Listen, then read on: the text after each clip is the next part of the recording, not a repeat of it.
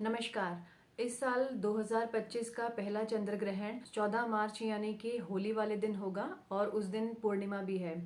वैसे चंद्र ग्रहण हमेशा पूर्णिमा के दिन ही होता है और इस बार चंद्र ग्रहण जो है वो पूर्ण चंद्र ग्रहण होगा और इसका समय रहेगा सुबह 10:40 से लेकर अप्रोक्सीमेटली दोपहर के 3 बजे तक। पहले हम समझ लेते हैं कि चंद्र ग्रहण होता क्या है। जब सूरज और चंद्रमा के बीच में पृथ्वी आ जाए, यानी कि सूरज की रोशनी जब चंद्रमा पे पूर्ण रूप से ना पड़ रही हो, तो उसे हम चंद्र ग्रहण कहते हैं। देखिए, चंद्रमा की अपनी कोई रोशनी नहीं होती है। जब सूरज की रोशनी चंद्रमा पे पड़ती है, वही रिफ्लेक्ट होके हमें धरती पे दिखाई देती है, जो कि हमें वाइट कलर का दिखाई देता है। और इस बार जो चंद्र ग्रहण होगा वो बिल्कुल आमने सामने, यानी कि सूरज और चंद्रमा आमने सामने होंगे 180 डिग्री पे, और जिसे एक ही लाइन में होंगे तीनों, और जिससे कि पूर्ण रूप से सूरज की रोशनी को पृथ्वी कवर कर लेगी, जिससे कि चंद्रमा पे रोशनी नहीं पड़ेगी। और इंडिया में तो उस समय पे दिन होगा, तो यहाँ पे उसका इम्पैक्ट है वो कम पड़ेगा। जबकि जिन कंट्रीज में उस समय पे रात हो रही होगी, वहाँ पे इसका ज़्यादा असर देखने को मिलेगा, जैसे कि यूएस, यूके, ऑस्ट्रेलिया या अफ्रीका में। तो देखिए, अफेक्ट तो वैसे भी करता ही है। और इस साल जो ये चंद्र ग्रहण होने वाला है, ये सभी चंद्र ग्रहण में सबसे नेगेटिव माना जाता है, क्योंकि पूर्ण रूप से चंद्र ग्रहण है। तो इससे क्या है, चंद्रमा पे रोशनी बिल्कुल नहीं पड़ रही है और चंद्रमा का कलर इस दिन होगा वो रेड कलर या ऑरेंजिश कलर में होगा। तो इसे हम रेड मून भी कहते हैं और ये काफ़ी नेगेटिव होता है। तो इससे हमारी लाइफ पर या हमारे इमोशंस पर नेगेटिव इम्पैक्ट्स पड़ते हैं। तो अब हम समझेंगे कि चंद्रमा हमें कैसे अफेक्ट करता है। वैसे मैंने इस पे पहले एक वीडियो भी बनाया है, मेरे इस चैनल पर आप देख सकते हैं। आई थिंक पहला वीडियो जो है वो इसी टॉपिक पर है और साथ ही साथ मैंने उसमें कुछ रेमेडीज़ भी बताए हैं और आपको चंद्रमा से रिलेटेड उस वीडियो पे सारी इन्फॉर्मेशन मिल जाएगी। तो अब हम जानेंगे कि किस तरह से अफेक्ट करता है। देखिए, चंद्रमा हमारे इमोशंस या हमारे मन का और हमारे फूड हैबिट्स या हमारे खाने का कारक होता है।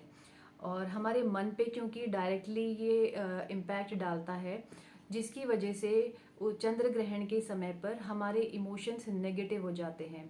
और नेगेटिव से मेरा मतलब है कि एंग्जाइटी होगी उस समय पर, या स्ट्रेस होगा, या एंगर इश्यूज होते हैं, और जिसकी वजह से ये हमारे खाने पर भी इम्पैक्ट डालता है। खाना तो डायरेक्टली लिंक्ड है ही चंद्रमा से। और अगर हम स्ट्रेस के टाइम पे, जब हम स्ट्रेस्ड आउट हैं और उस समय पर हम खाना खाते हैं, तो वो खाना टॉक्सिन्स के रूप में बॉडी में ही पड़ा रहता है और वो टॉक्सिन्स ही प्रोड्यूस करता है फिर बॉडी में, और इससे हमारा डाइजेशन प्रोसेस है वो अफेक्ट होता है और उससे हमें डाइजेशन से रिलेटेड इश्यूज भी हो जाते हैं। देखिए, हमारी एस्ट्रोलॉजी में और सनातन धर्म में भी ऐसा माना गया है कि जब भी आप भोजन कर रहे हैं तो उस समय पे आपके आसपास नीट एंड टाइडी इन्वायरमेंट हो, साथ ही साथ वो इन्वायरमेंट पॉजिटिव भी हो और आप रिलैक्स्ड रहकर आप खाना खाएं। देखिए, हमारा जो मन है या हमारा माइंड जो है वो डायरेक्टली कनेक्टेड है हमारे डाइजेशन से। और क्योंकि मन अगर खुश होता है तो हमारी जो डाइजेस्टिव फायर है, जिसे हिंदी में हम जठर अग्नि कहते हैं, वो अपना काम प्रॉपरली करती है फूड को डाइजेस्ट करने में। इसीलिए बताया जाता है कि आप ग्रहण के समय पर खाना ना खाएं, और अगर आप खा भी रहे हैं तो एटलीस्ट उसमें तुलसी का पत्ता आप ऐड करें। खाना बनने के बाद भोजन में रख दीजिए, क्योंकि तुलसी में इलेक्ट्रोमैग्नेटिक एनर्जी होती है जो कि नेगेटिव एनर्जी को कंट्रोल करती है, और जिससे कि नेगेटिवली ये हमें अफेक्ट नहीं करता वो खाना। और वैसे बहुत से लोग जो इन चीज़ों में बिलीव नहीं करते हैं, वो ये बोलते हैं कि हम तो कुछ भी खाएं हमें कुछ प्रॉब्लम नहीं होती है। जबकि देखिए, एक्चुअली मेन क्या है कि आपके इमोशंस या आपका मन जो है वो रिलैक्स्ड होना चाहिए। जब कोई इंसान खुश भी है तो वो कुछ भी, इवन जंक भी खाए तो भी वो डाइजेस्ट कर लेगा अच्छे से। लेकिन इवन अगर आप खाना हेल्दी खा रहे हैं लेकिन आपका मूड सही नहीं है, या आपको एंजाइटी या नेगेटिव आप हो रहे हैं या स्ट्रेस में हैं आप, तो उस समय पर खाना ना खाना ही रेकमेंड किया जाता है, क्योंकि वो भोजन क्योंकि आपकी बॉडी को वैसे भी नरिश नहीं करने वाला है। ग्रहण के दौरान हमारा मन जो है वो नेगेटिव हो जाता है, या तो स्ट्रेस, एंगर, एंजाइटी, जैसे इश्यूज होते हैं, तो अपने मन को काम करने के लिए आप मेडिटेशन का सहारा ले सकते हैं। तो अपने मन को रिलैक्स या पॉजिटिव शांत करने के लिए आप मेडिटेशन कर सकते हैं उस समय पर, या फिर आप कोई भी मंत्र चैंट कर सकते हैं, ओम नमः शिवाय या फिर महामृत्युंजय या फिर गायत्री मंत्र का जाप 108 बार कर सकते हैं। और इसके अलावा आप विष्णु सहस्त्रनाम पढ़ सकते हैं या फिर हनुमान चालीसा पढ़ सकते हैं।